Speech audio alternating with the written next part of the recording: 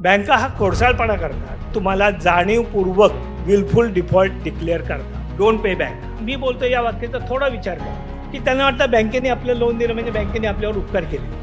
मी माझ्या आयुष्यामध्ये 101 रुपया या इन्व्हेस्टमेंटवरती करोडो रुपये उभे केलेत, इन्क्लुडिंग पब्लिक इश्यूज. एक entrepreneur in every odd condition finds out a business opportunity. Banker हा नोकर आहे आणि तुम्ही ओनर आहात. पचपेढी तुमच्याशी खूप रिजिड वागते. बँकांनी तुमच्याशी बिझनेस केलाय, तुम्ही बँकांची बिझनेस करा. मी 5 कोटीचं लोन 2 कोटीत कसं सेटल करायचं त्याचा विचार करा.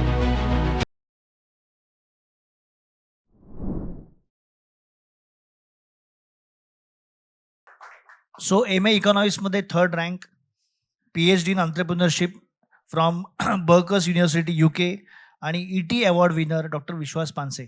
आणि आज आपण सुरू करणार आहोत ह्या विषयाकडे डायरेक्टली. सरांचा 30 वर्षाचा या विषयातला अनुभव आहे. And amazing expertise. त्यांनी एक पुस्तक लिहिलेलं आहे NPA विषयावरती, त्याच्याविषयी मी नंतर बोलेन स्पेसिफिकली. पण त्याच्या आधी मी पहिला प्रश्न जो ह्याने शब्द वापरला, डिस्ट्रेस टू रिवायवल, त्याच्यापासून सुरू करतो की सर NPA हा डिस्ट्रेस मानला जातो. तर इज इट अ डिस्ट्रेस और is it a opportunity for revival? तो एक डिस्ट्रेस आहे की त्याच्याकडे एक संधी म्हणून बघायची, की पुन्हा आयुष्यात उभं राहण्याची संधी म्हणून त्याकडे बघायचं? What is your say on this? Distress हे कोणासाठी? तुमच्यासाठी का बँकेसाठी? बँकेसाठी, तुमच्यासाठी नाही. पैसे तुम्हाला कोणी दिलेत? बँकेने दिलेत. टेन्शन कोणाला पाहिजे? तुम्ही काय घेता?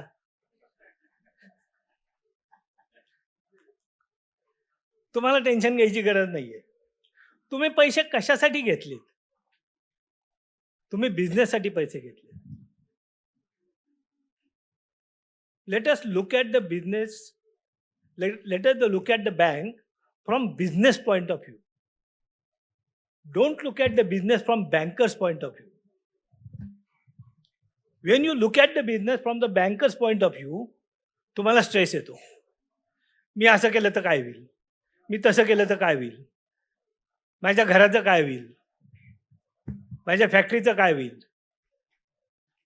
ह्या एका टेन्शनमध्ये तुम्ही बिझनेसकडे लक्ष देत नाही. 24 hours you are thinking about the bank, not about the business. व्हायला उलटं पाहिजे की तुमचा बिझनेस अडचणीत आहे, तो सिक झालाय, त्याची ट्रीटमेंट व्हायला पाहिजे. तुम्ही त्याची ट्रीटमेंटचा विचारच करत नाही. तुम्ही भीतीपोटी फक्त बँकेचा विचार करता. तर सगळ्यात आधी ती भीती डोक्यातनं काढून टाका. लक्षात ठेवा, who is for whom? Bank is for the business or business is for the bank. जेव्हा तुम्ही फिनान्शियल स्ट्रेसमध्ये येता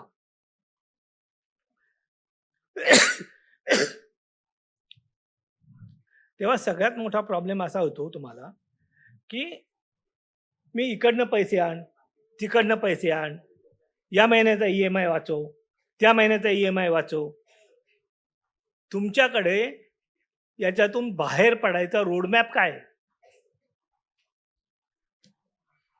तुम्ही त्या रोडमॅपवरती विचारच करत नाही. मग या ॲडव्होकेटकडे जा, त्या कन्सल्टंटकडे जा, त्या चार्टर्ड अकाउंटंटकडे जा. आणि सगळ्यात आधी लोक काय करतात? जेव्हा स्ट्रेसमध्ये आले की मला कुठून पैसे मिळतील, मी बिझनेस कसा सुधारेल याचा नाही विचार करत, मला पैसे कुठून मिळतील. जेव्हा लोक माझ्याकडे येतात की आमचा प्रॉब्लेम आहे, आम्हाला पैसे मिळवून द्या, 30 दिवसाच्या आत पाहिजेत, 60 दिवसाच्या आत पाहिजे, 13(2) नोटीस इश्यू झाली, सिम्बॉलिक पोझेशन झालंय, काय करायचं? मी सगळ्यात आधी सांगतो, तुम्हाला पैशाची गरज नाहीये, तुम्हाला गरज आहे वेळेची. You have to borrow time legally. आणि या बॉरोड टाइममध्ये बिझनेसवरती कॉन्सन्ट्रेशन करा. आणि या बिझनेसवरती जेव्हा तुम्ही कॉन्सन्ट्रेशन, एक लक्षात ठेवा, तुमच्या सगळ्या प्रॉब्लेमचं सोल्युशन फक्त बिझनेस आहे. कुठलाही चार्टर्ड अकाउंटंट, कुठलाही ॲडव्होकेट, कुठलाही कन्सल्टंट तुम्हाला याच्यातनं बाहेर काढू शकत नाही. तुम्हाला बाहेर काढू शकेल तो तुमचा बिझनेस. मग बऱ्याच वेळा लोक म्हणतात, साहेब आमच्याकडे पैसेच नाही आहेत तर कसं करायचं? आम्हाला पैसे पाहिजेत. हाही एक चुकीचा समज आहे. बिझनेससाठी पैशाची गरज असती, हे एक आपल्या डोक्यामध्ये भरलेलं फिट्ट समीकरण आहे. मी बोलतो या वाक्याचा थोडा विचार करा. Capital is nothing but discounting a future profit.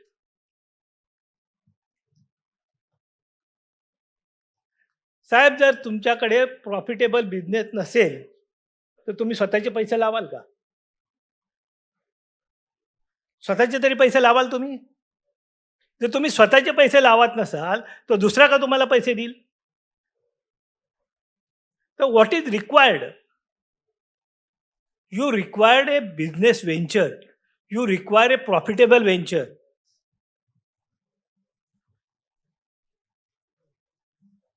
एक आपण सगळे सुशिक्षित लोक आहोत.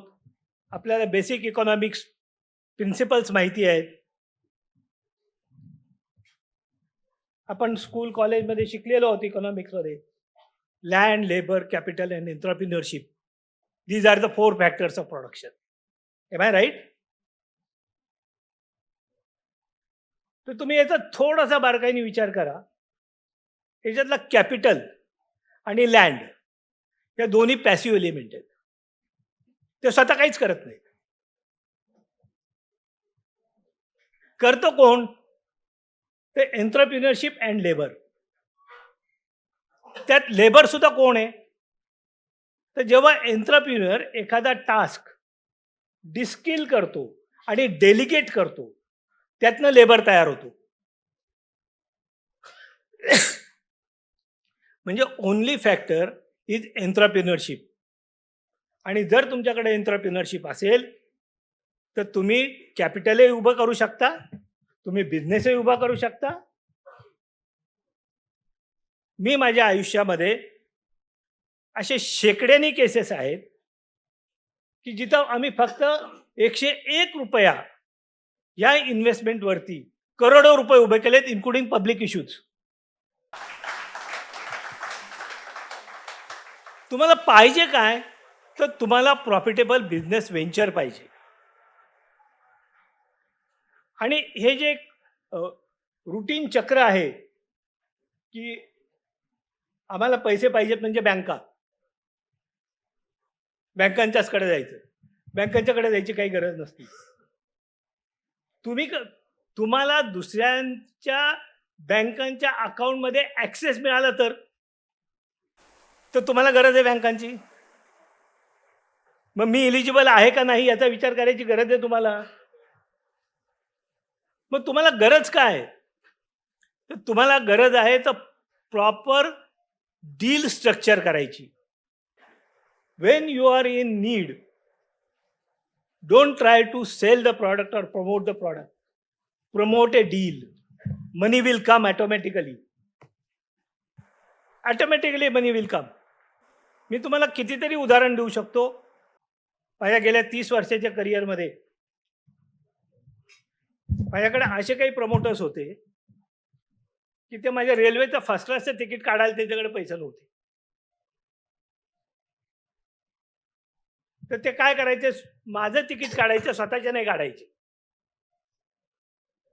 पण त्याच लोकांमध्ये जी एंटरप्रिन्युअरशिप होती त्या बेसिसवरती आम्ही त्यांना फिनान्शियल इन्स्टिट्यूशनकडनं पैसे मिळवून दिले, पब्लिक इश्यू आणला आणि आज ते एस्टॅब्लिश आहे. तसंच NPA झाल्यानंतर सुद्धा घाबरून जायचं काही कारण नाहीये, पॅनिक व्हायचं अजिबात कारण नाहीये. What you need is a proper guidance, आणि तो आम्ही देऊ शकतो. सो यातून जराने 2 छान वाक्य सांगितली. माझ्या मते ही वाक्य आपण either रेकॉर्ड करून ठेवा किंवा लिहून ठेवा. Capital is nothing but discounting the future profit.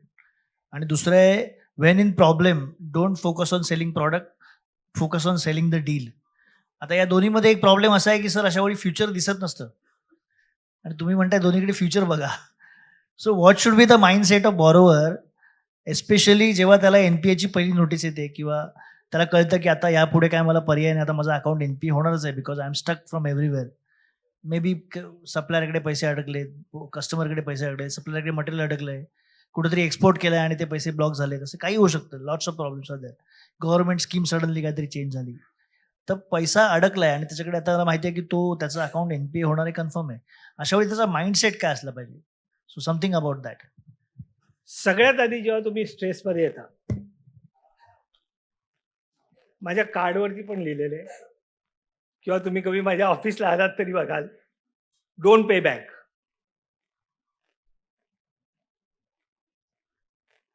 सगळ्यात आधी स्टॉप पेईंग बँक. हे बोलणं जरा थोडंसं लोकांना धाडसी वाटतं, पण इट इज अ फॅक्ट. साहेब, तुम्ही आजारी आहात, ब्लडची तुमच्या शरीराला गरज आहे आणि बँका दर महिन्याला, दर तिमाहीला तुमचं ब्लड सक करतायत. काय केलं पाहिजे? मी जेव्हा म्हणतो डोंट पे बँक, तेव्हा माझा अर्थ असा नाही की बँकांना बुडवायचंय. माझा अर्थ असा आहे की आज मी आजारी आहे, मला गरज आहे ब्लडची. जर मी सशक्त झालो तर मी बँकांना पैसे देणारच आहे. मला काही बँकांचे पैसे बुडवायचे नाही आहेत. पण मी जर का बँकांना पैसे देतच राहिलो without creating a capacity to repay, what will happen? आम्ही काय करतो? इकडनं बॉरो कर, तिकडनं बॉरो कर, घर विक, गाडी विक, बायकोचे दागिने विक, आणि काय करतो? आजचं मरण उद्या, उद्याचं मरण परवा. आमच्याकडे रोडमॅप नाहीये. रोडमॅप तयार व्हायला पाहिजे. जेव्हा आम्ही एखाद्या एनपीए अकाउंटसाठी काम करतो तेव्हा सगळ्यात आधी त्याचे बिझनेस स्टेटस काय, कुठे बिझनेस चुकतोय, आणि सगळ्यात महत्वाची गोष्ट मी तुम्हाला सांगतो, जो माणूस बिझनेस करतोय त्याला त्याचा बिझनेस खूप चांगला समजतो, म्हणून त्यांनी 10 वर्ष, 15 वर्ष, 20 वर्ष बिझनेस केलाय.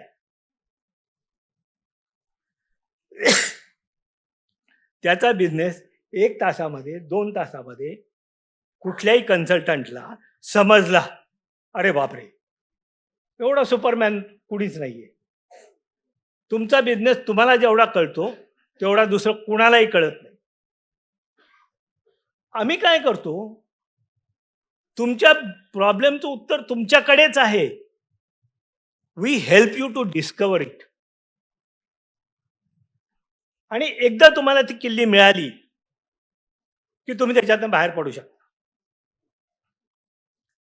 एक जो मंत्र पाहिजे याच्यासाठी, तो मंत्र असा आहे की जेव्हा तुम्ही स्ट्रेसमध्ये येता किंवा एनपीए होता तेव्हा पहिली गोष्ट, buy time legally, revive your business, and then sit with the bank, negotiate with the bank in a business like manner. बँकांच्या समोर हाजी हाजी करून काम करू नका. बँकांनी तुमच्याशी बिझनेस केलाय, तुम्ही बँकांची बिझनेस करा. कुठल्याही बँकेने तुम्हाला पैसे देताना चॅरिटी केलेली नाही. तुमच्या अंगावरच्या कपड्यानिशी तुम्हाला गिरवी ठेवलेले.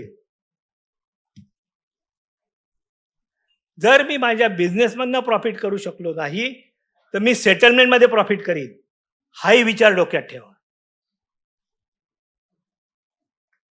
जर का माझं 5 कोटीचं लोन आहे, मी 10 वर्ष बँकेला इंटरेस्ट सर्व्हिस करतोय, जेव्हा मी अडचणीत येतोय तेव्हा मी धंद्यातनं पैसे नाही कमावले, मी सेटलमेंटमध्ये पैसे कमवील.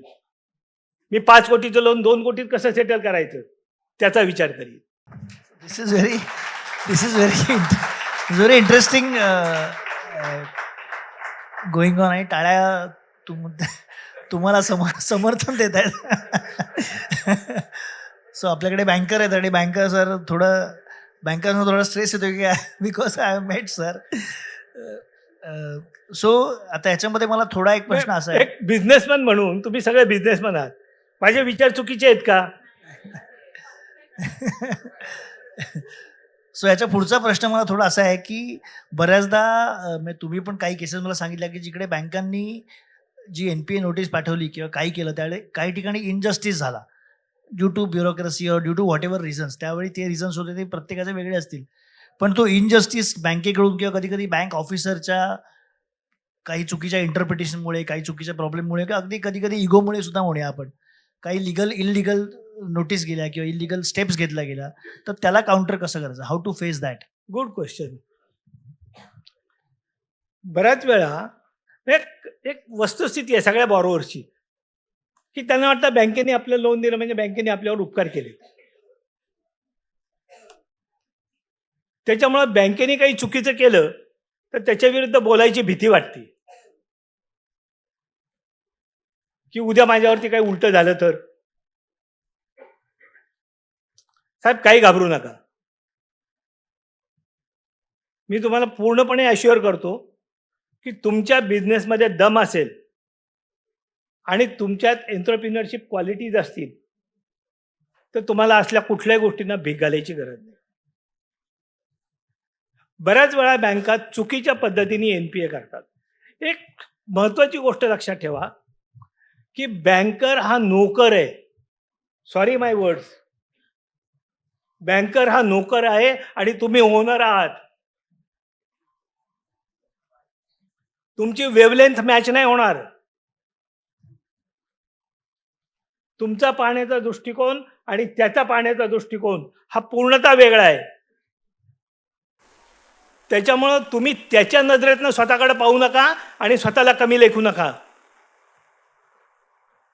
आणि जर बँकांनी काही चुका केल्या असतील तर त्याला लिगलीही काही मार्ग आहेत. बँकांच्यावरती क्रिमिनल केस पण होऊ शकते. मी केलेले आहेत. मी काही बँकर्सला बिहाइंड द बार पण केलेलं आहे. त्यांचा अरेरावीपणा, त्यांच्यामध्ये आलेला गरूर की मी अथॉरिटी आहे, मी काही करू शकतो. माझ्या एका क्लायंटला बँकेने सरळ धमकी दिली होती, मी तुला बर्बाद करीन. शेवटी तो बर्बाद झाला. So you are the owner and he is, म्हणजे आता नोकर हा शब्द नाही पण he is a banker. So नोकर is not the right word because I have working with banks for 25 years. As a chartered accountant now my questions are at stake. पण आपल्याला एक इतिहासातली गोष्ट माहिती आहे की जेव्हा सिकंदर पोरस कोण होता ह्या गोष्ट वेगळी ठेवूया आपण. पण सिकंदरने जेव्हा पोरसला अटक केली त्यावेळी पोरस सांगितलं treat me like a king not like your नोकर. आणि मग त्यानंतर पुढचा इतिहास आपल्याला माहिती आहे की पोरसला सोडून दिला आणि सिकंदर फायनली भारतात येऊन नंतर हरला, तो परत कधी जिंकलाच नाही, त्यानंतर जगजिता होऊ नाही शकला. So I think when you are approaching bank probably we should approach like a Porus king. आपण पोरस राजा असतो.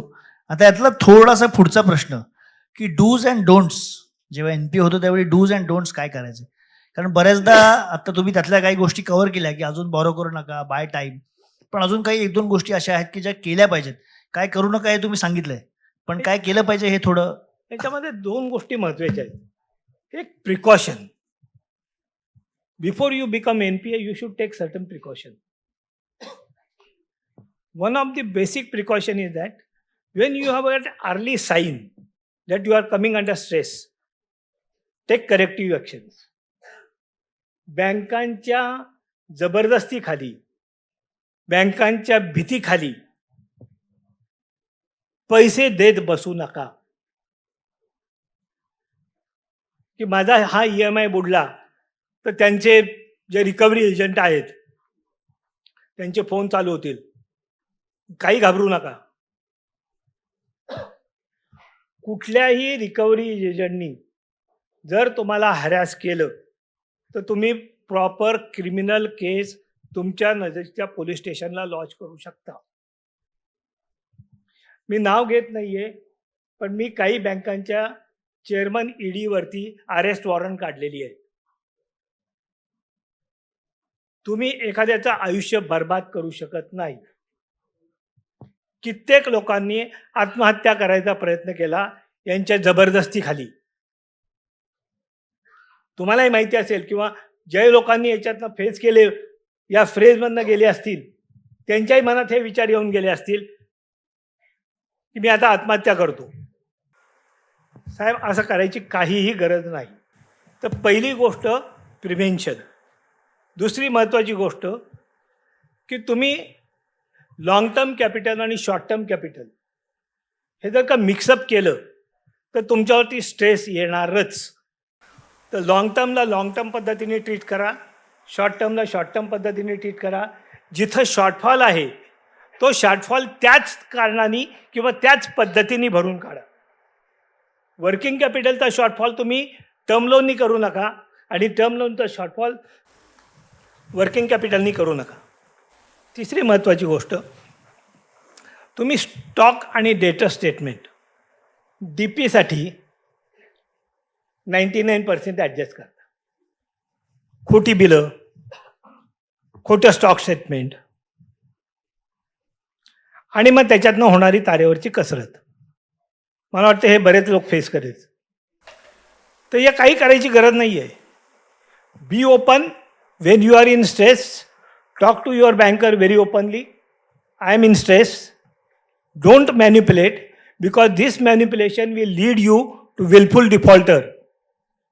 And this willful defaulter will further lead you for a criminal action. So avoid those things. आणि सगळ्यात महत्त्वाची गोष्ट की prepare A proper roadmap to get out of it.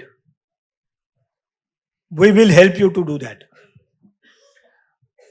सरांचं एक महत्वाचं वैशिष्ट्य म्हणजे सर विलफुल डिफॉल्टरला मदत करत नाहीत.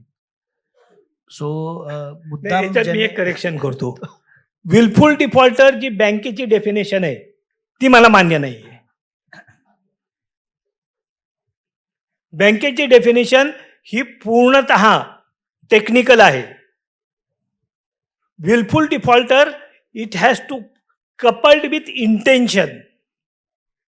If the intention is to defraud, that is a willful defaulter. माझ्या मुलाला हार्ट अटॅक आलाय, मी प्रोप्रायटर आहे, माझ्या मुलाला हॉस्पिटलमध्ये खर्च करायचा आहे, त्याला ट्रीटमेंट द्यायची, मी बँक अकाउंटमधनं पैसे नाही काढणार, तो कुठून काढेल? मग मी ते पैसे मुलाच्या ऑपरेशनसाठी वापरले म्हणून मी विलफुल डिफॉल्टर झालो. This is a insensitive definition by RBI for wilful defaulter. माझ्याकडे एक केस आली होती.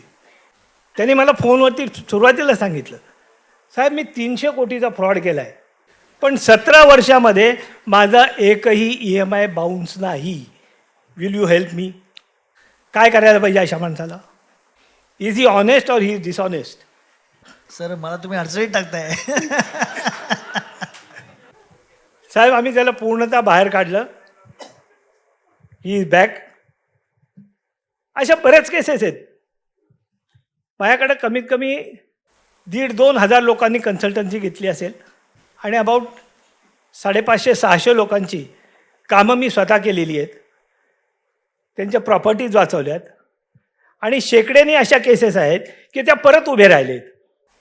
सो यातला पुढचा प्रश्न जो आहे तो म्हणजे NPA झाला, सगळा प्रॉब्लेम क्रिएट झाला, आता त्याला वन टाइम सेटलमेंटसाठी जायचं आहे बॉरोवरला.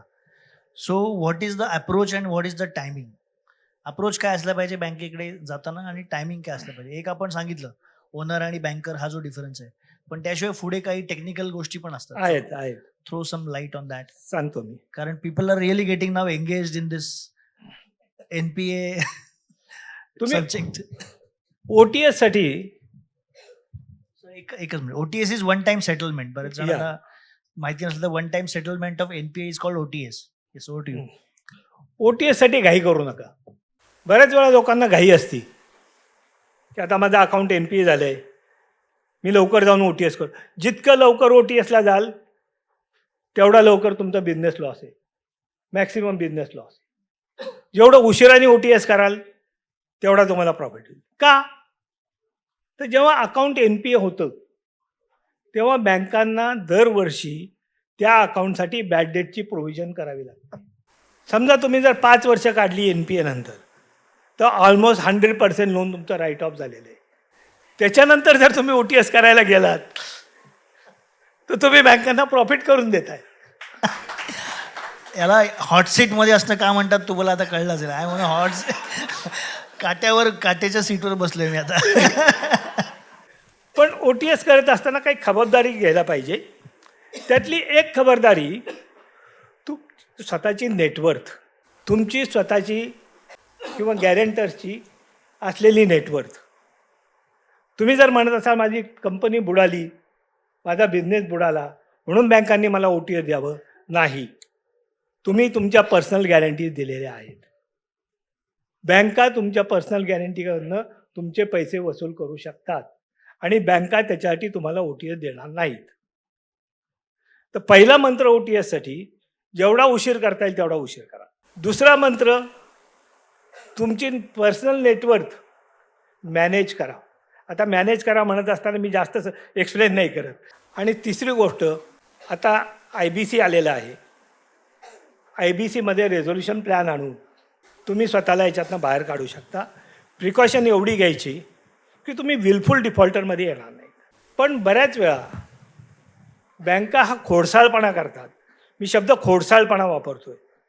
बँका हा खोडसाळपणा करतात की तुम्हाला रिवायवल करता येऊ नाही म्हणून तुम्हाला जाणीवपूर्वक विलफुल डिफॉल्ट डिक्लेअर करतात.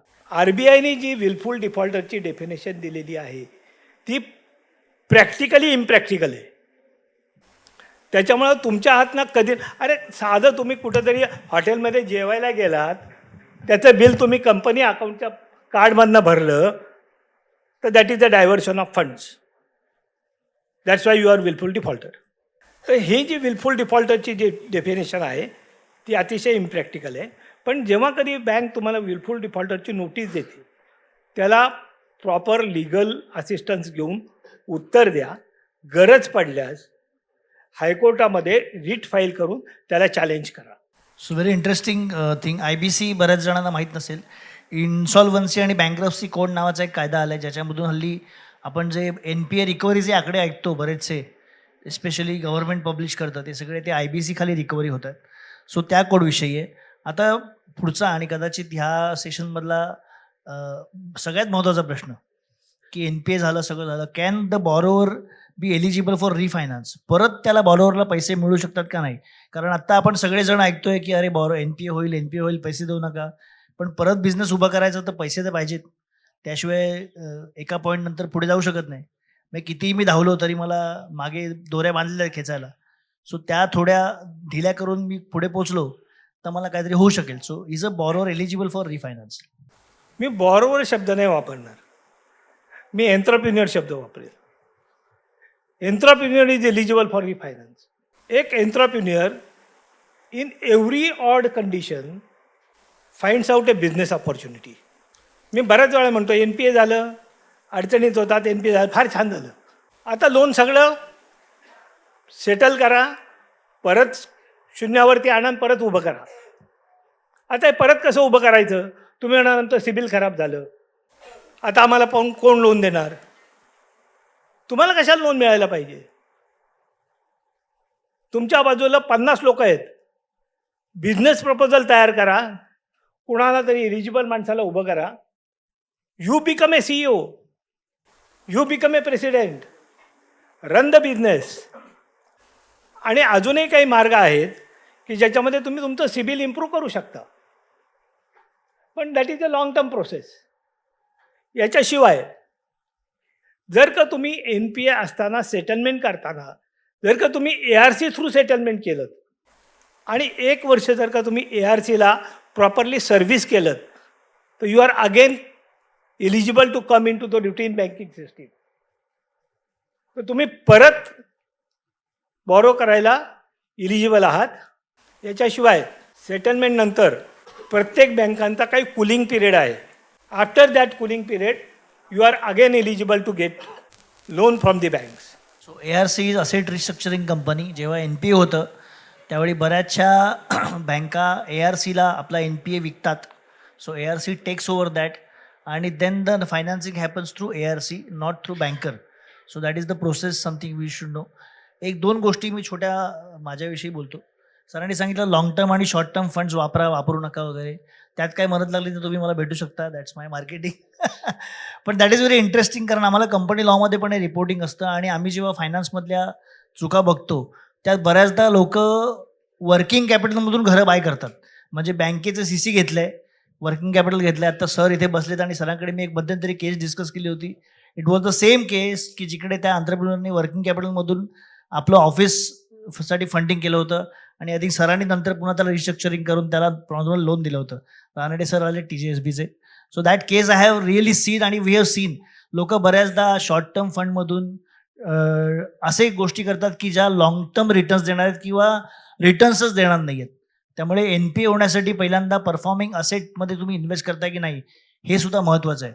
बऱ्याचदा बँकेसाठी परफॉर्मिंग असेटचं तुमच्यासाठी सुद्धा एक परफॉर्मिंग असेट पाहिजे. सर अजून एक छोटासा प्रश्न आहे. आपण बऱ्याच जे बोलतोय ते बँकेला थोड्या वेगळ्या अँगलने ट्रीट करा असं म्हणतोय. पण बँकेशी चांगलं रिलेशन जर बनवायचं असेल तर काही डूज तुम्ही सांगू शकाल का? बरोबर आहे तुम्ही. अल्टिमेटली एक लक्षात ठेवा, bank is your helping hand. Bank is not your enemy. Bank is your helping hand. पण तुमचा ऑब्जेक्टिव्ह हा बिझनेस असला पाहिजे, नॉट बँक. आता हे करत असताना जसं मी तुम्हाला सांगितलं की तुम्ही कॅपिटलची गल्लत करू नका, शॉर्ट टर्म लॉंग टर्म, किंवा तुमच्या DPसाठी तुम्ही ॲडजस्टमेंट करू नका. तसं तुम्हाला मी एक महत्त्वाचा अजून एक अँगल देतो आणि हा अँगल आहे की आत्तापर्यंत तुम्ही फक्त डेट कॅपिटल आणि इक्विटी कॅपिटल ह्या दोनच गोष्टी ऐकलेल्या आहेत. तुम्हाला एक तिसरी गोष्ट सांगतो, that is called quasi equity. आणि ही quasi equity, it is neither a equity nor a debt, but if you structure it properly, that can be a major source, major, I am using the word major source of funding your venture.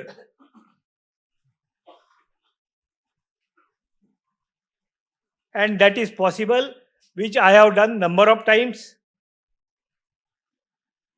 It depends upon the nature of your business and the structuring of your business deal.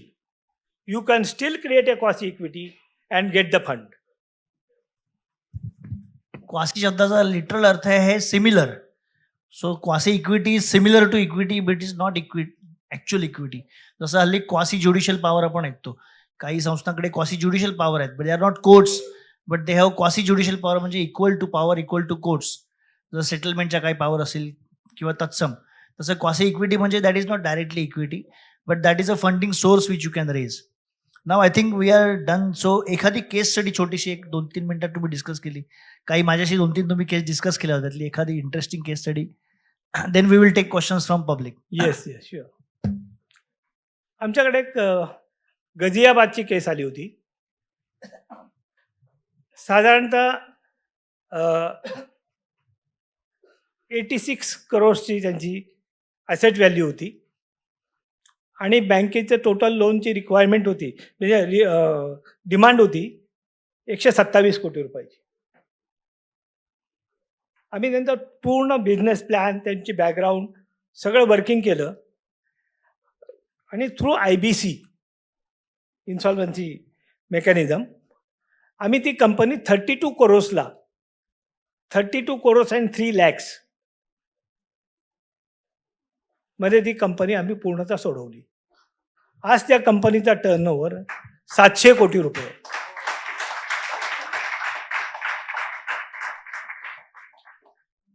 आमच्याकडे एक GGS म्हणून company आहे. ह्या कंपनीला custom ड्युटीची demand होती 40 कोटी आणि 3 बँकांची मिळून साधारणतः 27 कोटी रुपयाची डिमांड होती. आम्ही या सगळ्या गोष्टी थ्रू IBC केल्या आणि तुम्हाला आश्चर्य वाटेल, आम्ही हे टोटल लोन 6.5 कोटीमध्ये सेटल केलं. आज ती कंपनी फुल फ्लेश काम करते. परत लोक कामावरती आलीत आणि 200च्या वरती त्यांच्या क्रेन्स ऑल ओव्हर इंडिया काम करत आहेत. Amazing, amazing. So what sir has been saying की entrepreneurship is something which matters. It is not you who has been at stake. It is your business who is at stake. And if you have kept business at stake, then business has the capacity to pay you back. जर तुम्ही तुमचा business पणाला लावला असेल तर त्याच बिझनेसमध्ये तुम्हाला पैसे परत द्यायची ताकद आहे. काही प्रश्न आपण जर एखाद प्रश्न आपण घेऊया कारण नाही, आपल्याकडे जरूर, वेळ थोडा जरूर. लिमिटेड आहे. Any questions? काही प्रश्न आहेत? येस, माईक कोण देऊ शकेल तिकडे प्लीज सरांना तिथे तिथे. सेटलमेंटला तुम्ही जाता त्यावेळी ते तुमच्याकडे ना सेटलमेंटला नाही ऐकत. म्हणजे आपण NPA झालेलो असतो 1-2 वर्ष 3 वर्ष अशा गोष्टी होतात. मग आपण त्या पतपेढीवाल्यांबरोबर कशी करू शकतो? म्हणजे जसं very interesting question for MSME specially. कारण जनरली जेव्हा लोक बिझनेस सुरू करतात छोटे उद्योजक त्यावेळी त्यांचा पहिला फायनान्सर पतपेढी असते. So what is your say on this? पतपेढी हे काय ना थोडंसं मर्यादित पद्धतीने काम करणारी इन्स्टिट्यूशन आहे. तिथे जे लोकल माणसं असतात किंवा तिथले जे चेअरमन किंवा ती जी बॉडी असते ती लोकल बॉडी असते आणि त्यांचे वैयक्तिक हितसंबंध त्या पतपेढीत अडकलेले असतात. त्याच्यामुळे हे पतपेढी तुमच्याशी खूप रिजिड वागतात. तर अशा याच्यामध्ये परत मी तुम्हाला एकच सांगेल की तुमच्या बिझनेसवरती लक्ष द्या. रिपेमेंट माझा खूप स्ट्रॉंग सजेशन आहे for all the banks or for all the lenders, see the recovery through revival, not through coercion. लोकांचे आयुष्य बर्बाद करून तुम्ही तुमचे पैसे वसूल करत असाल तर तो फेअर बिझनेस नाहीये.